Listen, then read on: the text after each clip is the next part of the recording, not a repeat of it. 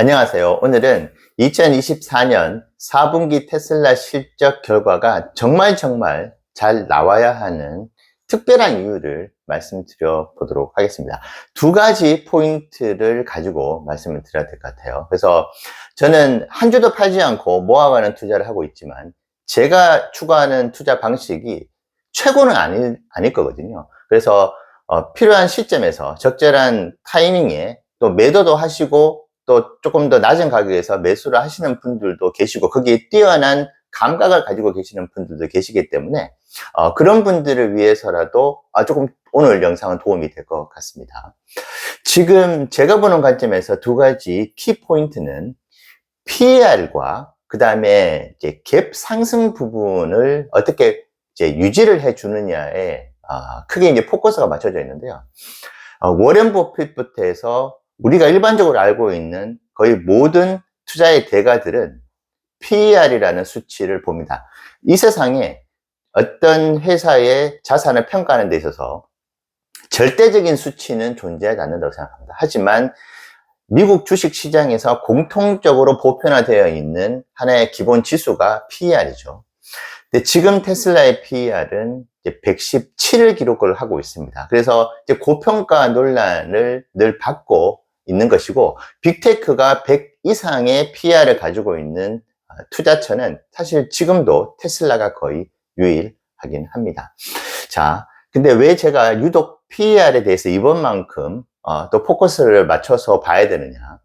제가 일전 영상에서 말씀드렸죠. 현재 117이라는 PER은 2023년 4분기에 갭 EPS인 한 분기에, 2023년 4분기 때 2.27달러. 그러니까 지금 올해 전체 한 1년의 PER, 논갭 PER을 모두 합한 금액과 거의 유사한 갭 PER이 2023년 4분기 한 분기에 발생을 했습니다. 자, 그 덕분에 PER 계산을 할 때 주가에서 EPS를 나누면 PER이 나오거든요. 근데 2.27달러가 한 분기에 찍히는 그 덕분에 지금 PER이 117을 기록을 하고 있는 겁니다. 네, 무슨 일이 벌어졌을까요? 2023년 4분기 때. 그 2.27달러라는 갭 EPS가 나왔던 이유는 그 당시에 2024년 4분기 재무제표에 나옵니다. 아주 한 줄로.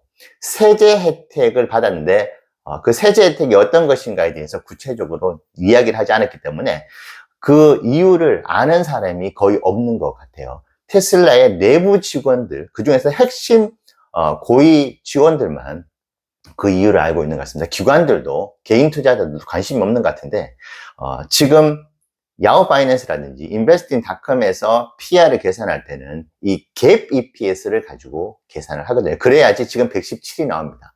논갭으로 계산을 하면 지금 얼마가 나오는지 아십니까? 170이 나옵니다.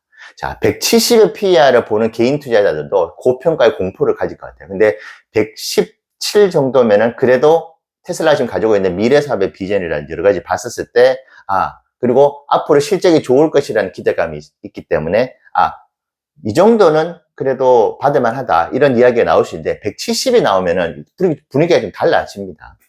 자, 2024년 4, 4분기 실적 발표가 나오고 그 다음 날에 2023년도에 찍어서 지금 PER을 낮게 만들어줬던 이 2.27달러가 사라질 가능성이 높아요. 제가 전문가분한테 한번 의뢰를 했는데, 올해와 작년에 여러 가지 상황이 똑같을 수는 있지만은 제가 지금까지 18번의 이 재무제표를 본 바로는 유일하게 한 분기에 그렇게 갭 EPS와 논갭 EPS가 말도 안 되게 차이가 났었던 경우는 없었거든요. 그래서 그 수혜를 지금 어떻게 보면 받고 있었는데, 이 2.27달러가 1월 29일 실적 발표 후에 1월 30일부터 그것이 사라지고 새로운 수치가 나오는데, 이번에 2024년 4분기에 갭 EPS의 2.27달러는 보기 힘들다. 어떻게 보면 논갭 EPS와 갭 EPS의 일반적으로 한 10% 정도 차이 정도밖에 이제 갭 EPS에 안 찍히게 되면은 그 많았던 EPS 수치의 혜택을 나누기를 할 때 받지 못하게 되면은 제가 봤었을 때 0.8달러가 나온다 하더라도 이번 2024년 4분기 때 말이죠. 그래비언 갭 EPS가 거기에서 조금 더 올라간다고 봤을 때 PER이 순식간에 150을 넘어갈 수도 있습니다. 실적이 좋음에도 불구하고 보통 실적이 좋으면은 PER이 낮아지거든요. 전년 동기 대비해서 성적이 좋기 때문에. 근데 예외적으로 이번에는 테슬라의 PER이 실적이 비트를 하더라도 이제 폭등을 할 수 있다. PER이. 자, 그러면 시장에서는 좀 두려움을 가질 수 있겠죠. 자, 그렇기 때문에 이번 실적은 정말 잘 나와야 합니다. 실적이 아주 잘 나오고 서프라이즈급으로 나온 이후에 PER이 높아지는 거하고 실적이 예상과는 완전히 다르게 실적이 미스가 나가지고 주가가 하락하는 경우에 맞이하게 되는 PER 150 이상 170에 가까운 그 PER을 봤었을 때 느끼게 되는 공포는 완전히 다른 차원이거든요.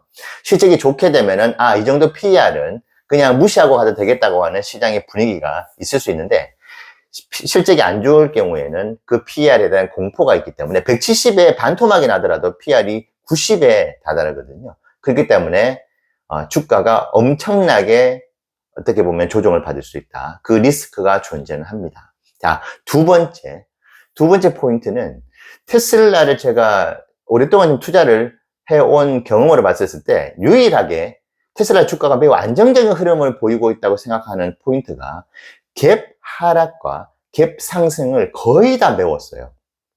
작은 갭 하락이나 작은 갭 상승조차도 대부분 다 메꿨습니다. 그래서 저는 목표 주가를 발표해가지고 그로 인해서 올라가는 테슬라의 주가를 보면서 하나도 안 즐거워요. 왜냐? 테슬라의 지금 역사에서 단 한 번도 목표 주가가 상향 조정돼가지고 올라간 주가가 그 갭 상승으로 인해서 올라가거든요, 보통. 그 갭 상승이 반납이 되지 않았던 경우가 한 번도 없어요. 거의 다 반납을 했습니다. 그러니까, 200에서 230달러가 목표 주가로 올라가면, 이거 뭐 언젠가 또 떨어지겠구나. 아니나 다를까. 항상 시간이 지나면은 그것이 그대로 반납이 됐었습니다. 자, 그런데 유일하게 두 번 테슬라가 갭 상승을 했었던 부분들이 반납이 안 된 경우가 있어요. 그것은 바로 2024년 3분기 때 테슬라 실적 발표가 있고 폭등을 했었죠. 20% 가깝게. 그 갭이 여전히 남아있고 그리고 트럼프 당선 이후에 주가가 크게 올라갔었던 그 갭이 메꿔지지가 않았습니다. 자, 이 갭은 절대로 메꿔져서는 안 되겠죠. 근데 이번에 만약에 실적이 안 좋게 나올 경우에는 213달러에서 260달러까지 한순간에 하루 만에 올라갔었던 그 갭을 매우로 내려올 가능성이 있습니다. 자, 그렇기 때문에 제가 이번에 실적 결과에 따라서 아마 거의 한 달 전부터 말씀드렸던 것 같아요. 테슬라의 앞자리는 2가 되거나 5가 될 것이다. 3과 4는 머물 가능성이 그렇게 많아 보이진 않는다고 말씀드렸던 이유거든요. 그래서 위에 트럼프의 당선으로 인한 갭 상승 부분이 있습니다. 하지만 그 밑에 이 실적의 상승으로 인해서 있었던 갭 상승이기 때문에 테슬라의 주식 역사로 봤었을 때 갭이 항상 채워졌었는데 이번만큼은 예외적으로 그대로 들고 가야 되는 이 실적에 대한 부분들이 갭 상승이 메꿔지지 않으려면 이번에 실적이 매우 좋아야 하는 것이고 엔비디아가 엄청나게 주가가 폭등을 했죠. 근데 갭 상승이 어마어마하게 많이 있습니다. 엔비디아가 실적이 좋고 난 뒤에 올라갔었던 갭 상승들인데 계속 엔비디아가 실적이 좋았기 때문에 그 갭을 메꾸지 않고 계속 올라간 거예요. 그래서 엔비디아도 실적이 2분기, 3분기 연속으로 미스가 나는 순간에는 그 아래의 갭을 전부 다 메꾸러 내려갈 겁니다. 자, 그런데 엔비디아는 지금 계속 그 갭을 메꾸지 않으려고 실적을 비트를 계속 하고 있죠.